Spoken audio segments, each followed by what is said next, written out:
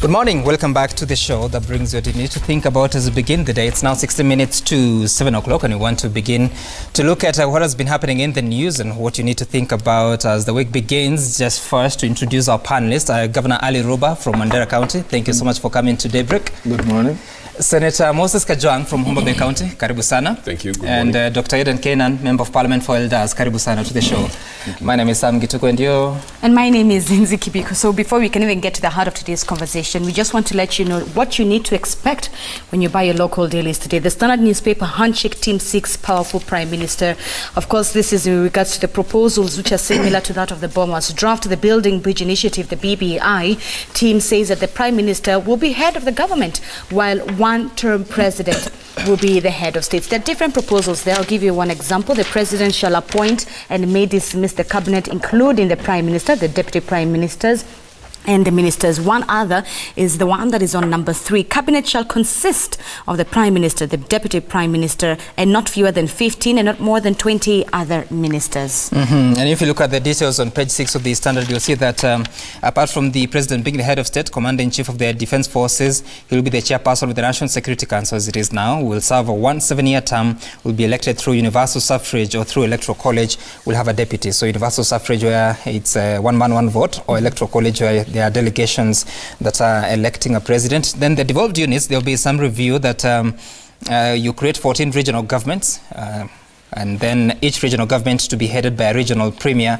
And then there's a proposal to increase allocation to 45% of the national budget. These are just proposals being made before the Building Bridges Initiative. Just to take a few comments about what you think in this process that we are now in. Do you think this would be the solution to the challenges the country faces? Of course, the challenges of inclusivity that come at every other election?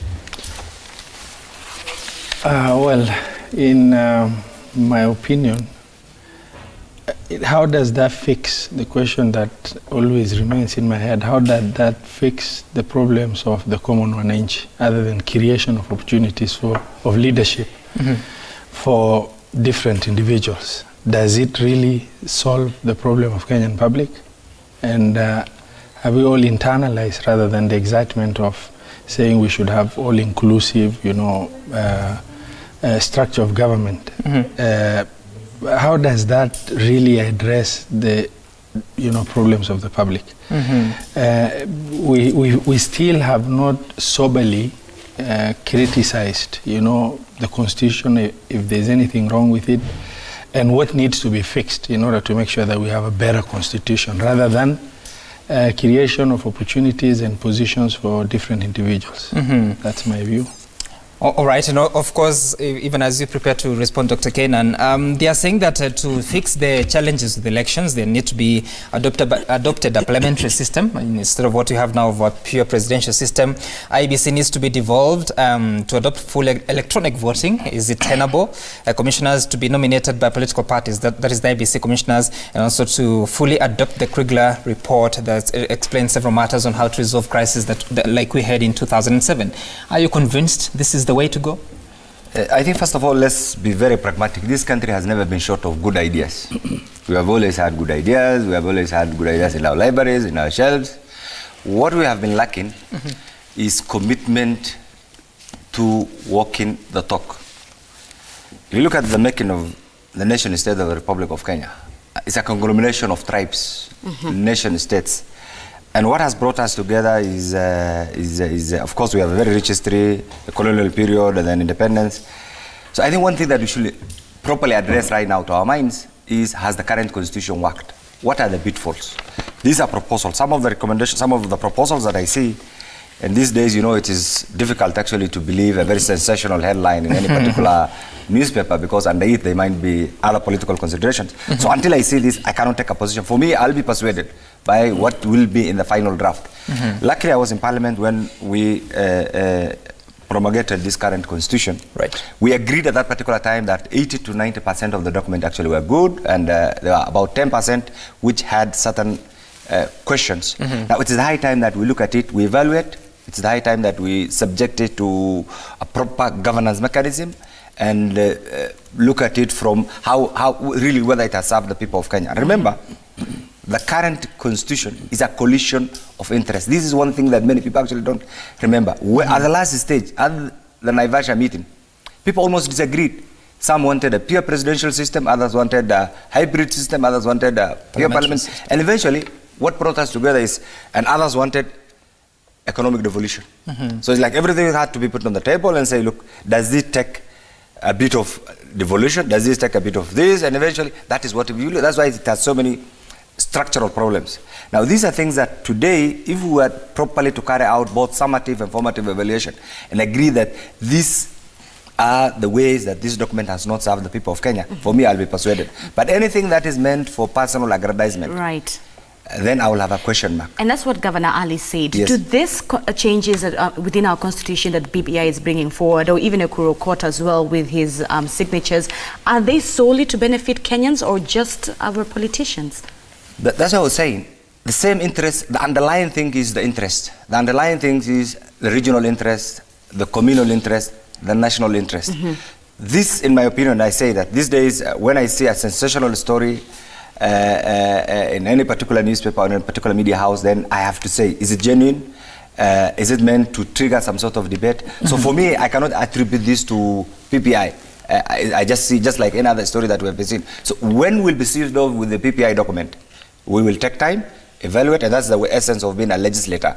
Look at it critically and view it from the regional interest, the communal interest, the national interest, the international interest of the people of Kenya, and come to a conclusion that it meets for me to either support or reject. At this stage, for me, there's nothing to discuss. Right. Senator Dr. Aden brought up a very good point at the beginning, the fact that, Kenya is blessed to have one too many tribes.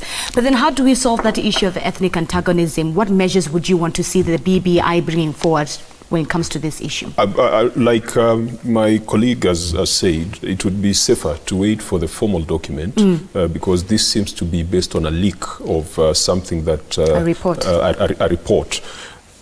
When I look at whatever is contained in the standard, it mirrors what was agreed on at Bomas to a great extent. And there are those commentators who have said we need to go back to the Bomas draft. I do not believe that the Bomas draft was perfect. I believe that it still needs to be looked at, and we probably need to fine-tune it and customize it to the current situation that we find ourselves in. I'm going to limit myself to the submission that I made to the BBI team when they came to Homa Bay. I believe that, number one, as far as devolution is concerned, we need to look at the Constitution. We need to change that particular provision that sets the floor to 15%. We need to go to the fourth schedule of the Constitution and relook at the functions that have been sent to county governments. I believe that county governments, once they mature, they should be in a position to handle more functions than those that have been assigned to them. Number two, I believe that there needs to be clarity on the role and functions of the respective houses of parliament. Currently, it is common knowledge that the Senate and National Assembly are engaged in a situation that is not to the benefit of the common mwananchi, as Governor Roba has said.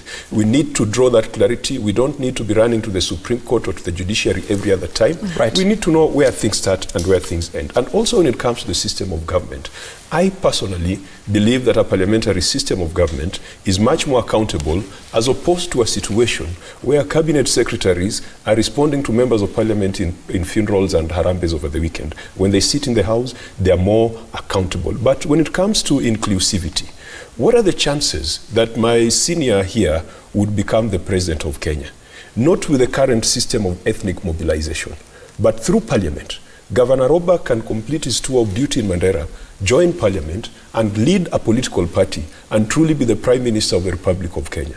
Aden Duale perhaps would not be where he is if it was just based on sheer numbers. Even Kipchumba Murkomen and Marakwet probably could not be where he is if it was just numbers. I believe we need to relook at some of these things so that it is not just about the majority having their way and the minority having their say. Right. I think just correction though. Honorable Duale and Honorable Murkomen are there by virtue of being members of the majority party, the ruling party. Right. Not because of any other consideration or any other favors, but they were appointed purely on the basis of, first, on their qualification, two, simply because their party formed the majority of members of parliament. And so that is devoid of any any other qualification, ethnic or whatever. So I think that should be. I mean, that's a parliamentary element that I'm talking about. All right. If people were ascending to positions on the basis of the numbers that they bring to the table, then probably they would not be there. Probably it would be someone because you look at Garissa County, they don't have very many numbers. Well, I mean, it's just driven by the numbers coming from IBC. Okay, let's close on this. Okay, I think first the progress in the country will be determined by the democratic maturity of Kenyan public in terms of who goes to that apex leadership, and that is a progressive position that we feel as Kenyans we are growing towards very well.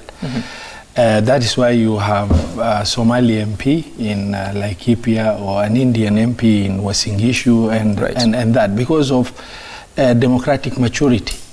It will reach a time when anybody, regardless of tribe, will be able to stand, just like in America, where Obama contested and won, in Kenya. And it's a process. We will just gradually move towards and mature gradually towards that level. A mature democracy. Absolutely. And we are making strides in that area.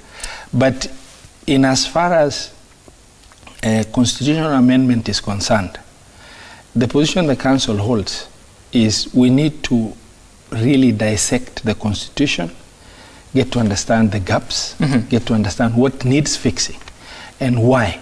Not only fixing, but with reason. And how does the Council of Governors propose we dissect the constitution? No, we have a committee that is working on what we feel is amendable, you know, in terms of needs of the Kenyan public, and not driven by. I still feel that we will be able to create an all-inclusive government and still have the same problems that we have.